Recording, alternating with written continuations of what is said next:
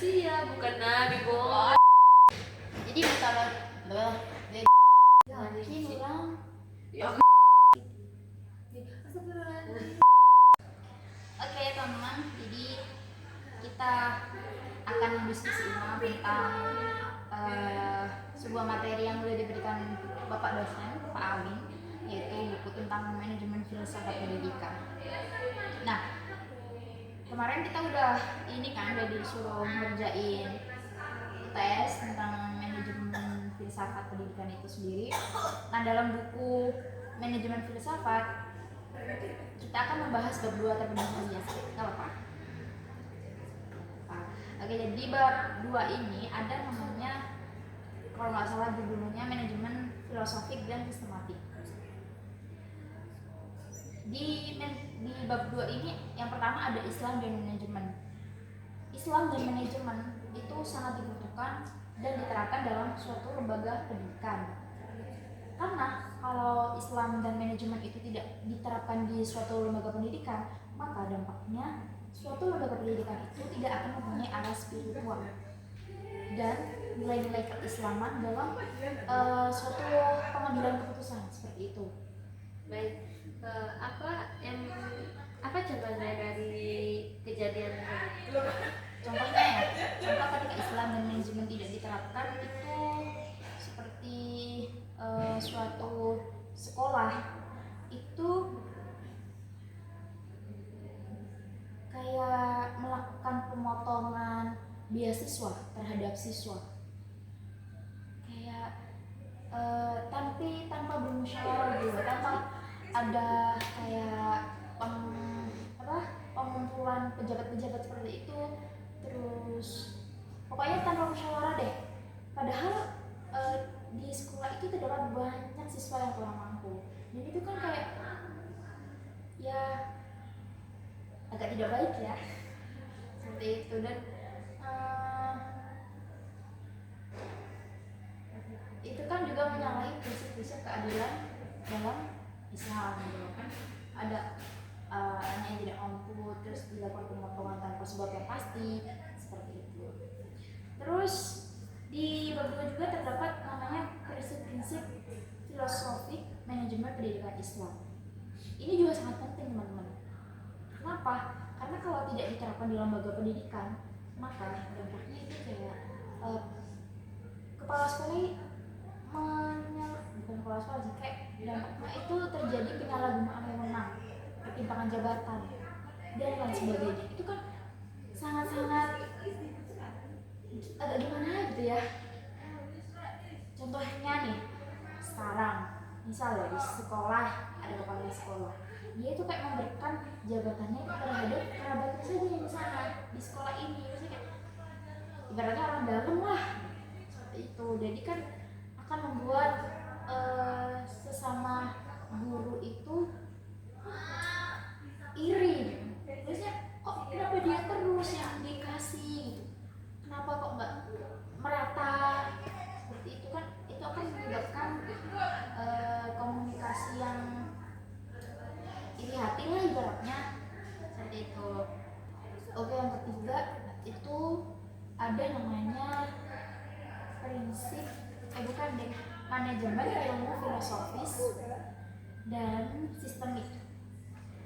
Itu sangat dibutuhkan karena kalau ini tidak dipakai di suatu lembaga, maka sekolah itu tidak akan mempertimbangkan jangka panjang mereka. Itu akan mengambil keputusan yang terburu-buru, tidak secara filosofis dan sistemik. Oke, baik. Dari pembahasan tersebut, apakah bisa dikasih satu contoh saja? Oke, contohnya nggak jauh-jauh, Win saja. Win ini menurut aku ini terlalu menambah. Maksudnya dia tahun 2024 kemarin itu menambah banyak siswa kan daripada tahun sebelumnya. Benar? Iya kan? Nah, ini sekolah itu tidak, lembaga itu tidak mempertimbangkan apakah kelasnya ada, ruangnya ada, dosennya ada kan? Maksudnya kayak tidak sesuai dengan apa namanya, tidak sesuai dengan jumlah murid. Misal di kelas MPID semester 1 ya, itu kekurangan kursi. Bayangin, baru masuk maba kekurangan kursi, kita cari-cari kursi nggak ada. Apakah itu sudah matang? Apakah itu sesuai dengan filosofis? Tidak. Berarti ya itu, dan akibatnya menurunnya mutu pembelajaran siswa tersebut. Kan nggak enak ya kita belajar di kelas nggak ada kursi, terus fasilitas kurang lengkap, seperti itu. Nah, yang selanjutnya ada perubahan dalam filsafat manajemen. Nah, perubahan ini ketika tidak diterapkan, sekali lagi ketika tidak diterapkan, itu pasti berdampak pada suatu lembaga. Nah, dampaknya yaitu lembaga itu bakal ketinggalan zaman. Kan tidak tidak melakukan pembaruan, tidak mengikuti. Jadi kan misal ada teknologi terbaru, berarti lembaga itu tidak melakukan pembaruan, jadi lembaga itu tertinggal. Contohnya saja saat COVID-19 kemarin, itu kan mau nggak mau kita dalam melakukan proses pembelajaran akan menggunakan dalam jaringan. Tidak mungkin dong kita pas waktu COVID kemarin menggunakan dalam jaringan, bukan di luar jaringan tatap muka, kan nggak mungkin. Tangkap polisi dong. Kalau kan. Nah, ketika lembaga itu tidak menerapkan ini, ya sudah, lembaga itu akan ketinggalan zaman. Saat COVID tidak akan melakukan daring, kan nggak tahu teknologi yang ada seperti itu. Maka dampaknya ya udah kembali lagi ke iya. Oke, selanjutnya ada pola-pola nilai dalam menjalankan manajemen. Kenapa hal ini penting? Karena kalau tidak diterapkan dalam suatu pendidikan, maka itu seperti lembaga hanya fokus pada hasil aja, tapi tanpa memikirkan proses yang terjadi saat pembelajaran. Apa?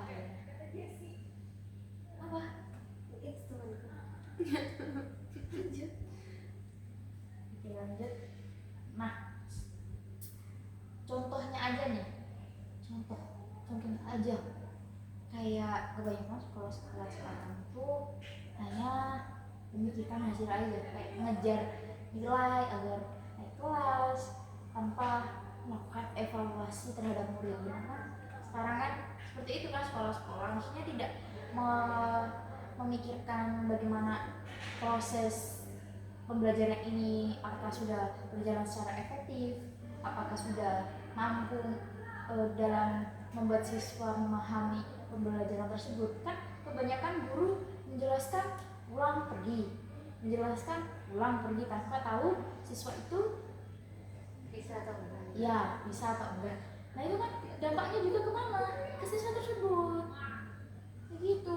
Makanya dibutuhkan pola-pola nilai dalam menjalankan manajemen biar tidak hanya fokus pada hasil akhir saja, tapi ada kayak evaluasi belajar. Oh, hari ini kayak gini, metode gini. Kan enak ya dari di guru sendiri sama di murid sendiri. Selesai. Oke guys, kita kan udah diskusi nih tentang bab 2 tadi secara dibalik contohnya. Gimana sih tanggapan kalian tentang itu tadi?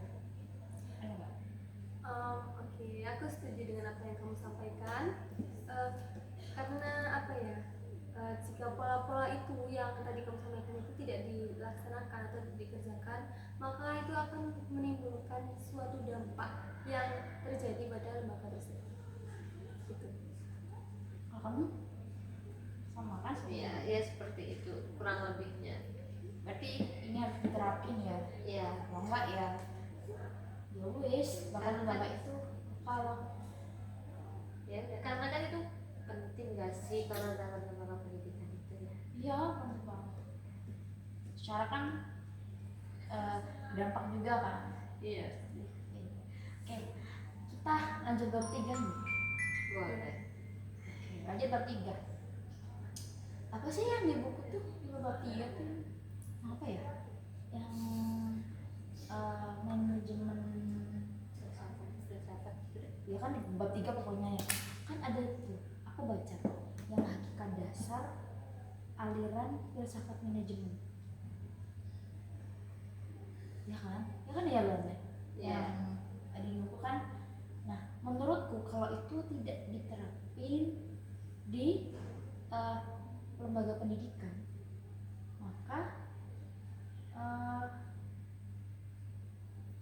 kayaknya tuh dampaknya tuh kayak lembaga itu tidak akan mempunyai filosofis sih, ya nggak? Gitu kan? Tidak akan mempunyai arah filosofis dan itu akan sekedar rutinitas saja. Kalau aku sih menurutku gitu ya. Kalau kalian apa?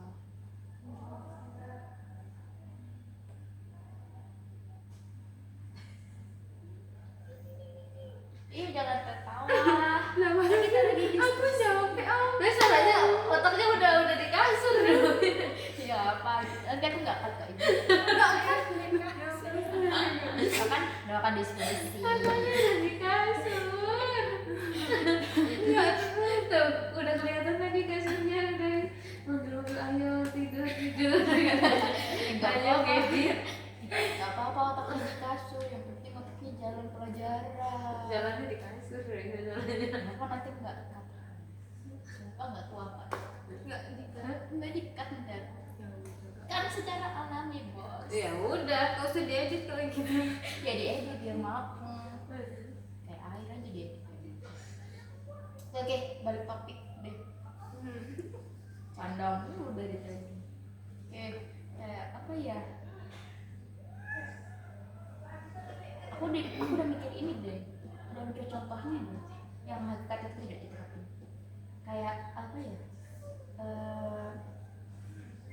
Lembaga itu tidak mempunyai arah jangka panjang ya. Monoton aja. Kayak lembaga, misal lembaga di sekolah dasar, dia tidak melakukan pengembangan program, tidak melakukan apa jangka panjang sekolah ke depannya itu mau bagaimana. Ya monoton aja gitu. Kalau aku menurutku gitu. Kamu ada ini ya contohnya nggak? Ya kayak lembaga itu kayak ayo sudah jalan rutinitas saja, tidak ada Coba. program jangka panjang. kan contoh kamu seperti itu ya. Gimana sih yang kamu contohkan tadi? Nah, gimana caranya biar itu nggak terjadi? Kasih solusinya. Solusi ya? Iya. Artinya tidak ada di ini ya, di skripsi. Ini nggak apa-apa. Oke, kita bahas solusi. Ya solusinya maka lembaga itu ini harus mempunyai target. Maksudnya kayak arah pandangan jangka panjang. Oh mau dibawa kemana nih sekolah ini? Maksudnya kayak mau ada program-program terbaru kah? Mau dibawa kemana sekolahnya? Apa hanya stuck di situ saja? Kan sekarang zaman udah mulai berubah ya kak.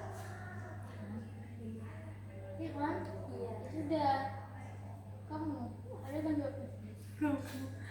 Gimana caranya biar kita tuh apa ya, istiqomah gitu sama si program tersebut. Jadi jangan sampai gonta-ganti program tapi acak-acakan gitu. Oh, secara sistematis gitu. Selanjutnya Sebenarnya gonta-ganti program tuh nggak apa-apa, yang penting itu dipikirkan jangka panjang ke depannya dari lembaga itu. ya, tapi kan suka jadi nggak efisien nggak sih gitu loh. Oh, ya kan? Makanya kan dikumpulin dulu. Dikumpulin lah itu pejabat-pejabat, stakeholder, maksudnya pejabat sekolah ya. Maksudnya yang berwenang lah dikumpulin. Terus kayak pokoknya membuat programnya sesuai dengan visi misi dan program terbaru mengikuti zaman. Menurutku kalau salah ya sudah koreksi aja. Mau lanjut gak nih? Aku cukup muat mungkin lagi kan. Lanjut aja ya. Boleh. Lanjut aja. Nah, ada ini sih aku kemarin baca itu ada idealisme. Itu termasuk dalam sebab dua kalau nggak salah aliran-aliran filsafat. Yang pertama kan ada idealisme. Nah, idealisme ini ketika tidak apa namanya? Tidak diterapin. Sekali lagi tidak diterapin. Sudah mau kali diterapin. Tidak diterapin di lembaga pendidikan. Maka lembaga itu tidak mempunyai nilai. Kan idealisme tidak diterapinya. Ya sudah, dampaknya tidak mempunyai nilai luhur dan tidak mempunyai nilai moralis. Seperti itu.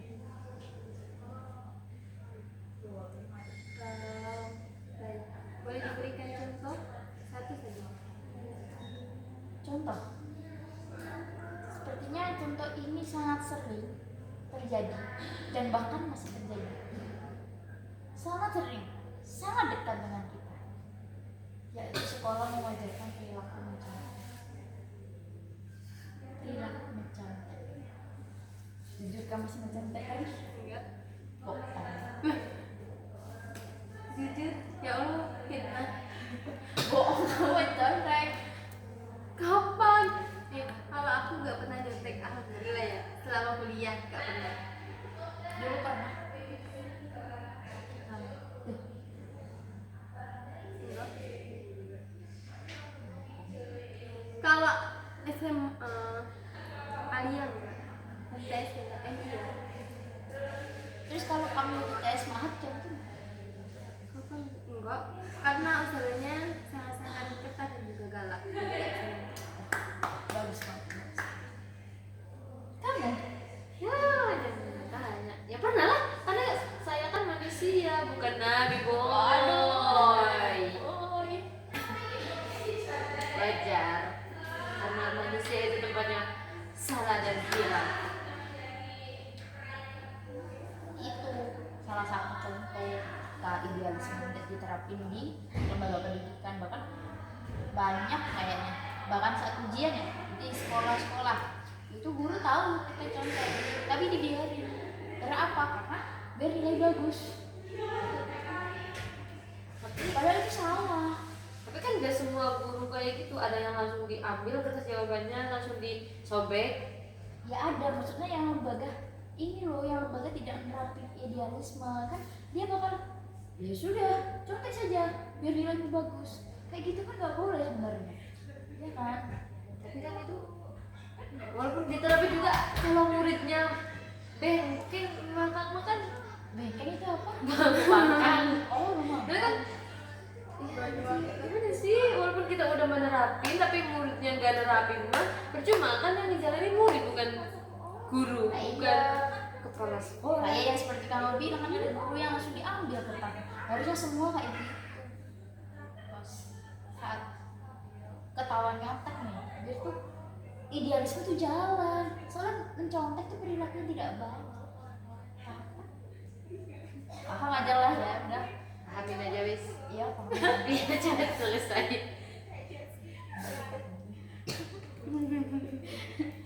Terus emang gak suka pulang kayak gitu?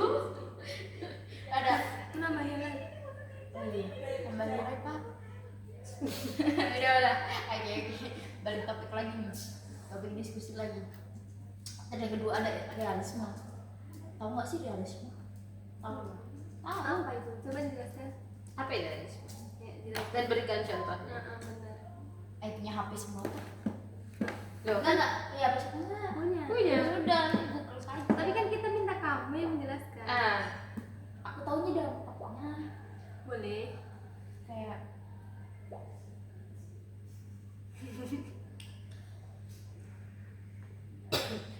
kayak apa ya dampaknya? Aku lupa. Aku ingat dulu. Kalau realisme tidak diterapin itu, ya berarti dampaknya lembaga itu tidak berdasarkan data. Maksudnya proses pembelajaran itu nggak sesuai dengan data di lapangan. Akan menyebabkan proses belajar itu, kalau aku nangkepnya gitu. Ya apa sih? Kayak contohnya Langsung jadi kemana? kurikulum deh, kurikulum Tiga. masih juga ganti kan ya, tapi tanpa melihat status siswanya. Nah itu kan dampaknya siswa bergonta-ganti kurikulum dengan yang tidak pasti.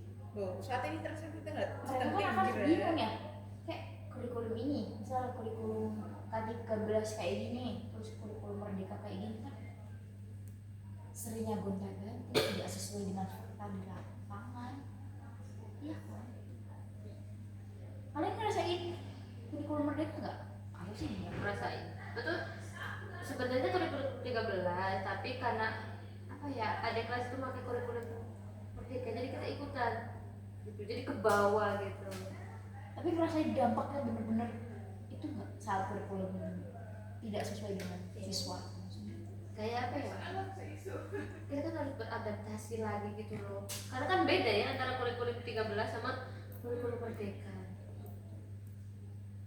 Nah, bingung aku juga. Hah? Kayak bahkan signifikan tidak sesuai dengan fakta lah ibaratnya ya.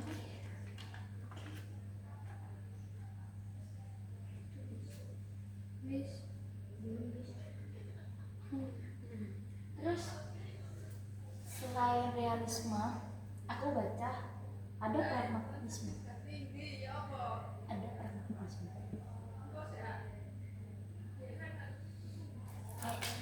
Sebenarnya hampir sama kayak yang aku jelasin tadi, yang tidak keputusan tidak berdasarkan hasil itu dan efisiensi.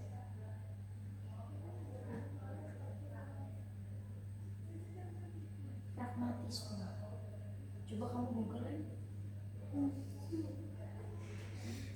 Kenapa nggak kamu Wi? Apakah kamu sudah baca? Aku kurang yakin sih. Kan kita diskusi di sini. Apa maksudnya? Pragmatisme. Aliran filsafat yang berfokus pada manfaat praktis suatu tindakan atau teori, bukan pada kebenaran absolut. Jadi kan kayak manfaatnya kan ya. Nah kalau tidak diterapin di lembaga, maka lembaga itu kan tidak efisiensi kan? Ya kan? Iya. Iya. Jangan melotot gitu, takut. Iya kan? Kayak di sekolah itu loh yang dana bos. Kamu kan tahu dana bos kan? Yang dana dari pemerintah juga ya. Itu biasanya kalau sekolahnya tidak menerapkan pragmatisme, itu dananya itu nggak bakal dibuat untuk murid, tapi dibuat hal-hal bukan nggak penting sih, kayak digunakan tidak sesuai dengan kebutuhan. Ada sih sekolah di mana gitu, aku pernah baca itu kayak dana itu digunakan untuk pembuatan hal baru di sekolah, padahal ada kebutuhan sosial yang lain. Itu dampaknya ya kita bisa mengatakan gini. Pernah nggak kamu sekolah Iya. sekolah? Enggak, soalnya sekolahku nyatu sama pesantren. Iya, jadi dalam naungan pesantren di sekolahnya, jadi Nggak tahu ya berjalan. soalnya kan emang swasta dapat dana bos juga. Nggak tahu juga. Nantilah kita sharing-sharing lagi. Ya. Oke. Karena saya tidak mencari tahu. Harusnya kamu cari tahu. Ya, malu. Ya sudah, anak zaman sekarang. Teman dahulu kok. Lah, kamu apa generasi Milenial. Iya itu pokoknya. Oke, topik lagi. Canda. Ada progresivisme. Ya.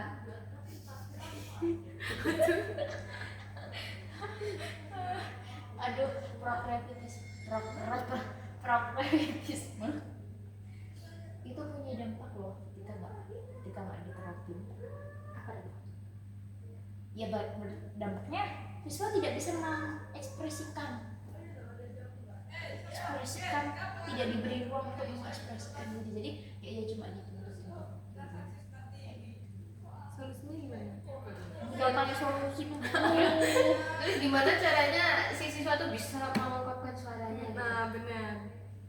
Nggak, kalau ingin berikan solusi bagaimana? Nah, Ya berarti lembaga itu harus peka. Maksudnya tidak melulu siswa itu dipaksakan satu model, karena nanti dia tidak akan bisa berkembang, tidak akan bisa kreatif. Jadi adanya ini peran BK ini konseling, ditanya tuh minat bakatnya siswa. Nanti kan udah ketemu nih, misal Lena suka jahit, ya udah kamu nanti dicariin bakat, maksudnya dicariin misal kayak lomba menjahit, terus dikasih apa tuh namanya, enggak pedoman sih, apa namanya kayak pembelajaran UKM. Kalau di universitas kan UKM ekstrakurikuler.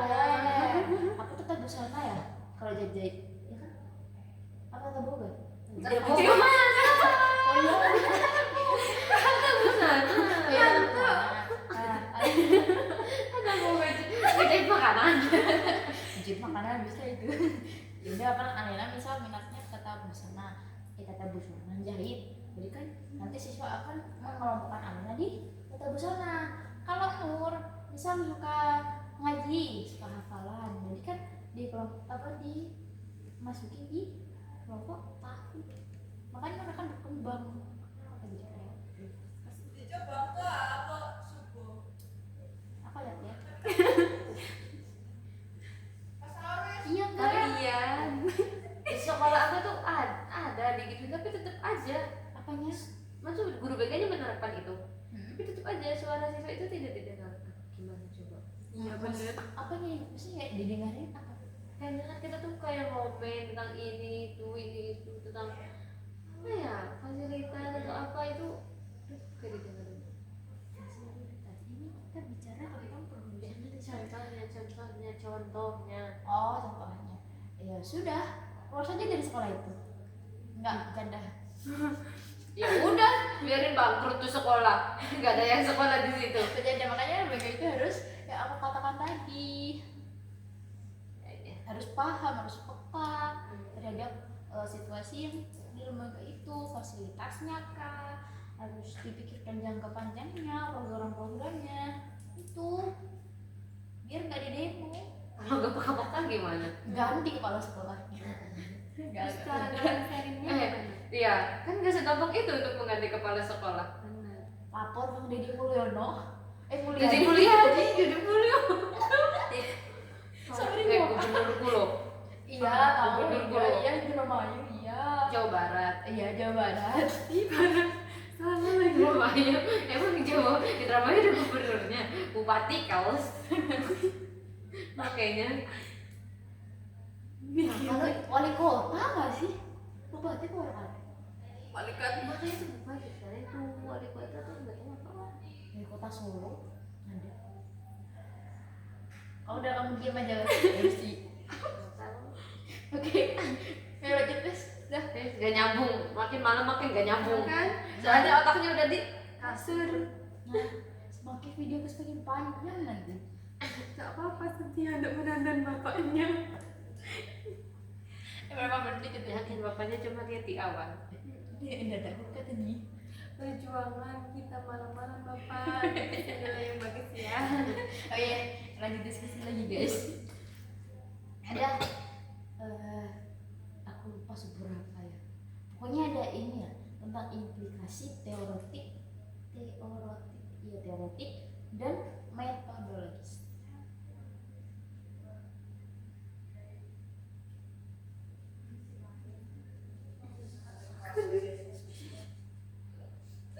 Oke lanjut Oke lanjut aja, jangan canda dulu. Nggak selesai ada diskusinya. Kita diskusi di sini. Oke ada, aku lupa seberapa, pokoknya tentang implikasi teoretik dan metodologis. Ya, ya kan ya? Iya. Ih, kamu tuh anak PI. Iya. Iya. Dia apa? Melenceng jauh sekali. Enggak apa-apa lah, kita les bertukar pikiran di sini. Apa tuh bahasa Sundanya bertukar pikiran? Namanya dari Raina. apa bertukar? Lihat di sini. Iya, tuh bisa mikir. Apa? Geus penting. Iya, jam hiji.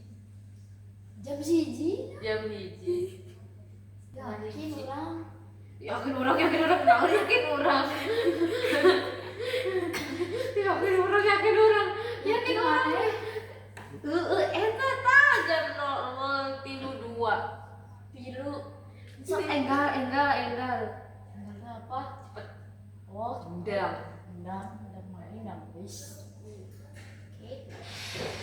Jadi jadi terapi dan metodologis itu dampaknya program yang ada di lembaga itu tidak sesuai dengan manajemen. Jadi kayak berjalan secara asal-asalan, kayak tidak apa tuh namanya, tidak berbasis ilmu, tidak berbasis referensi gak tunggu aku refleksi maksudnya. Jadi kayak seperti contoh apa ya, contohnya kepala sekolah, contohnya kepala sekolah itu tidak melakukan evaluasi. Kan ada tuh namanya buka buku tahun ajaran baru, program baru. Nah, ketika program baru ini ketika mau mengadakan program baru tidak dievaluasi, maka programnya akan sama seperti tahun sebelumnya. Ya kan? Kayak apa ya? Lupa deh. Apa? Kayak apa? Ya pokoknya gitu loh. Evaluasinya ketika kepala sekolah tidak melakukan evaluasi, ya sudah, mau tahu saja program kembali ke tahun sebelumnya, kembali lagi ke tahun sebelumnya, tidak ada program new seperti itu. Ngantuk ya. Ih, aku harus dengerin diskusi kita. Ih, udah Dari assalamualaikum wis. udah cukup ya Pak ya. Cukup, kami akhiri diskusi kami. Semoga Budi mendapatkan nilai yang bagus dan belajar. Saya juga semoga mendapat nilai tambahan ya, Pak. Amin. Iya Pak, Alena ini Pak. Kasihan Pak, ini setengah hiji, Pak. Iya Bapak, mereka berjuang membuat video ini sampai jam 12:30. Intinya kami sudah berdiskusi ya Bapak, ya kan? Walaupun sambil ngantuk-ngantuk nggak apa-apa. Kita ada berdiskusi dan ya seperti itu. Jadi kita akhiri. Wabillahi taufiq wal hidayah. Assalamualaikum warahmatullahi wabarakatuh. Hello Siti. Astagfirullahaladzim.